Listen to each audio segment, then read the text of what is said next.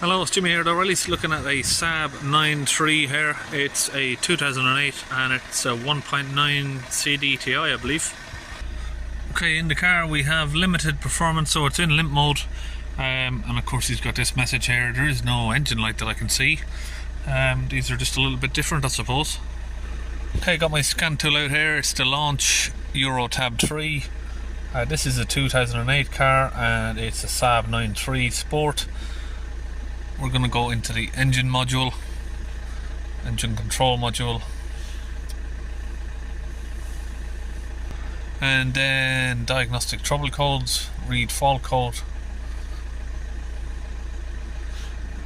We have a P242F. Particle filter is blocked, so no other reason for it. Now this customer has said to me, he's had someone look at the car of course before I've come here, usual story, but they haven't tried to fix it.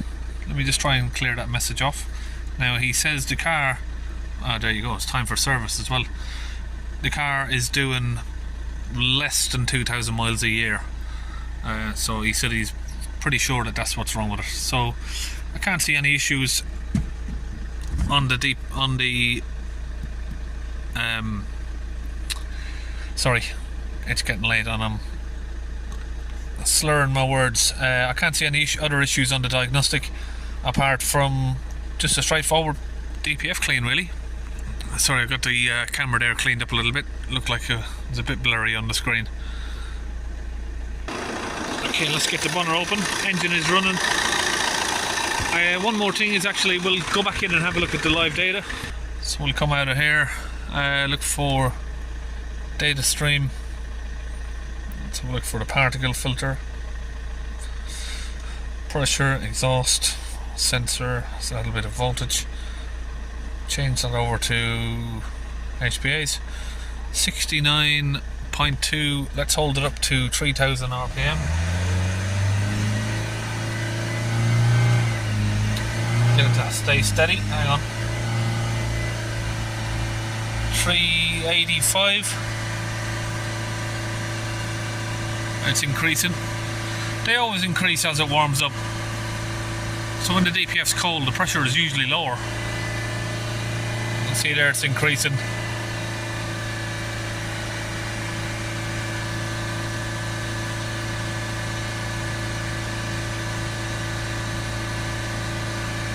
So we're going to say roughly 450 millibars of pressure there. If that comes down, it's probably going to sit a little bit higher now. It's a little bit slow as it comes down. So around about 73 millibars.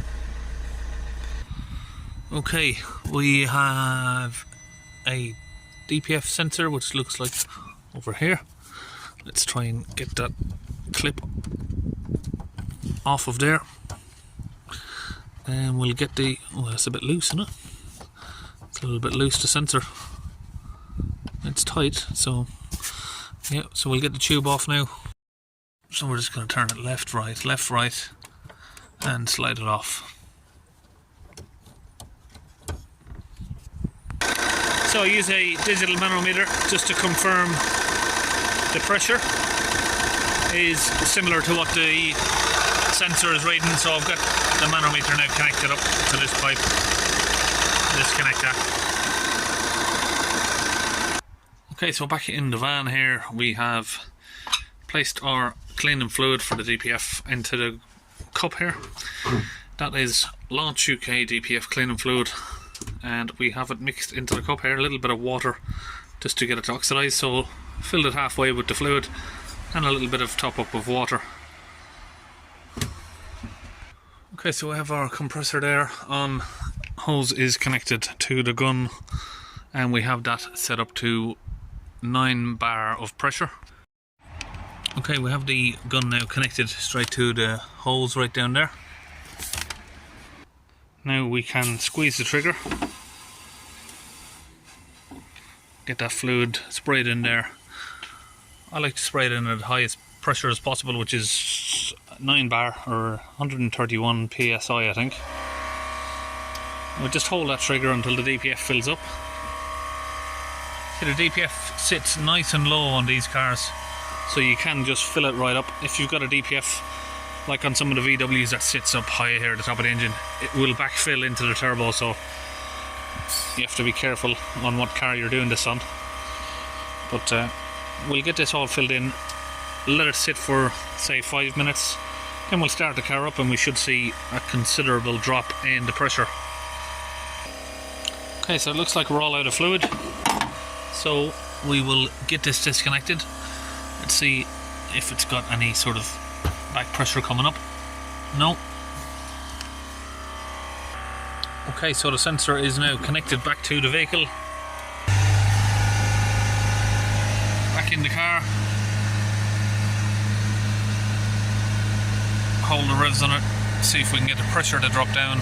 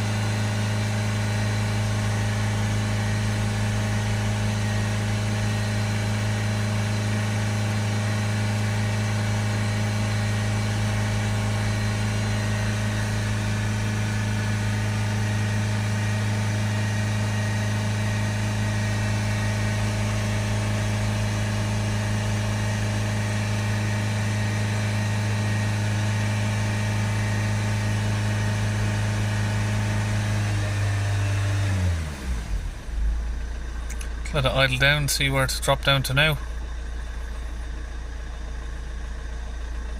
7.5 millibars.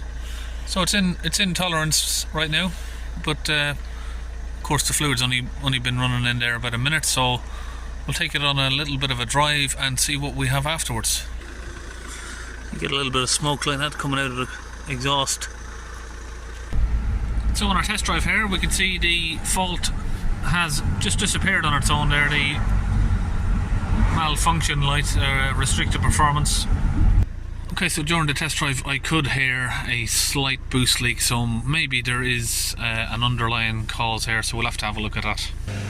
So the pressure now is 65 millibar at 3000 RPM, and if we ease down the rev, it comes down to 7.5.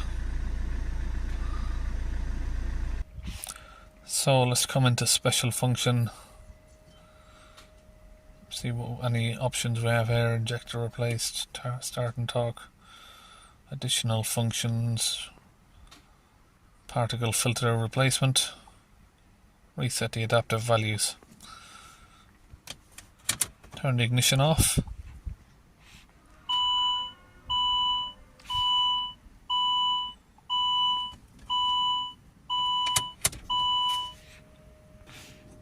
Now we'll come back in and clear the trouble codes.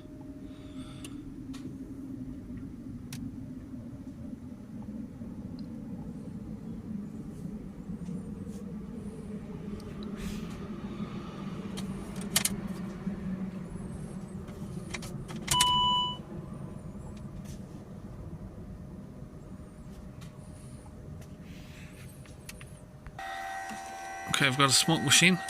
Let's switch that on. We're gonna look, see if we can find a smoke leak or a boost leak.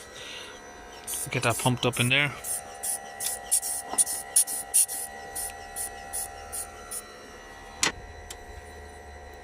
Make sure we got smoke coming out.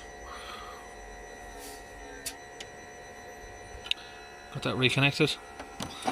So now we just need to see if we got a boost leak somewhere. A little bit of an intake leak there, nothing to worry about. Let's see if we can tighten that up.